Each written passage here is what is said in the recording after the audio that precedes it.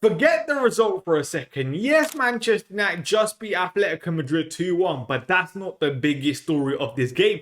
For the first time, we saw a real glimpse of what Michael Carrick wants his Manchester United side to become. So in this video, let's talk about what changed, what players stood out, and why Manchester United fans should be absolutely buzzing heading into this new season. Now, let's start by talking about the biggest difference that we saw from Manchester United today and what we saw from last season. And that was on the ball. Manchester United's defensive line was a lot higher. In the first half, Manchester United were almost suffocating Atlético Madrid at times.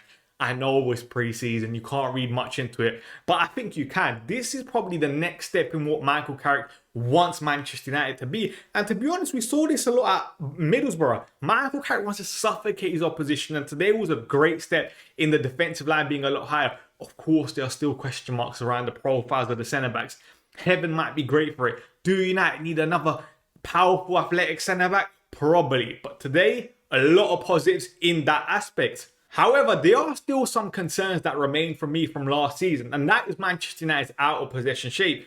United love to start in a 4-2-4 shape, press on high, but the problem is it allows the opponents to play through them quite easily. You're relying a lot on the fullbacks jumping on, and I just don't think United have mastered that aspect. I don't think everyone's on the same wavelength, and you saw Atlético Madrid a couple times today carve through United relatively well. The problem is when Manchester United actually sit in the lower blocks, United are actually sensational at that. The distances between the defence, midfield and attack is really, really strong. It's just that starting block United have to work on. Now, there are more positives than negatives regarding today's game, and one of the biggest positives today was Mason Mount. Now, I know that might be unpopular to say, but Mason Mount towards the back end of the last season, when he was playing slightly deeper in midfield, was really, really impressive. And we saw the same impressiveness today. He was giving Atlético Madrid's defenders, midfielders, attackers a really good tough time, especially with his pressing, winning his duels. It was great to see. And listen, a fully fit Mason Mount is something Manchester United need. Manchester United need that bit of mobility in midfield.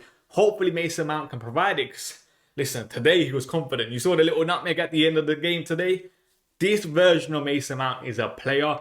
Don't listen to what social media has to say on him. Now, another player that was massively impressive was Shea Lacey, or should I say Phil Foden, because their body mechanics on the ball is so similar. You even saw it for the way Shea Lacey won their penalty, getting that bit of separation, that little burst. That was literally Phil Foden-esque. But listen, I know Michael Carrick has to probably play him in the number 10 role today because Ahmad still needs fitness coming on the right-hand side and when we're still going to play there. I still think Shea Lacey is probably more comfortable on the right-hand side. And that probably is his most natural zones that he wants to occupy. You even saw in the first half today, there was a pass that came through to Shea Lacey on the right-hand side in the inside right channel, drops the shoulder, gets the ball on his right foot and delivers an absolutely incredible ball in.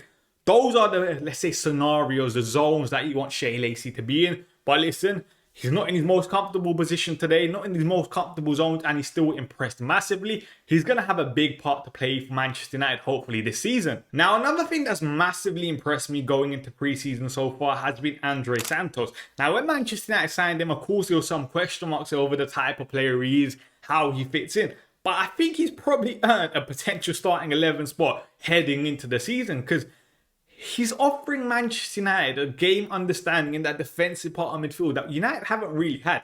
He covers the gap between the centre-back and the full-back very well. And what you can argue Santos lacks with mobility, his anticipation and reading of the game is really good. And that's probably been the biggest shock to me. I'm impressed how good his defensive understanding of the game is. And lastly, the player that's impressed me at right back has been Leny Yoro, which is shocking considering he's not a natural right back, but his understanding of when to jump in to the press on his side has been very good. Of course, he's a centre back playing right back, so you expect him to be good defensively. But listen, he's almost giving Michael Carrick something to think about, even though I don't think he'll actually mean anything in the long term when Mazraoui and Dalot are back. This right back Leny Yoro arc almost gives me Jadon Sancho false nine vibes from a couple pre-seasons ago, where Sancho done very well in that false nine role, and we never saw him play there once the main guys were back. I expect something similar to Leny Yoro, but listen, you have to give credit where credit is due. Yoro done well. Anyway, listen, a lot of positives for Manchester United, some things that Michael Carrick has to work on, but this was a very good building block for Carrick and Manchester United. Let's see how they do this season. If you guys enjoyed this video, make sure you give it a like, subscribe to the channel, and let me know what you thought down below.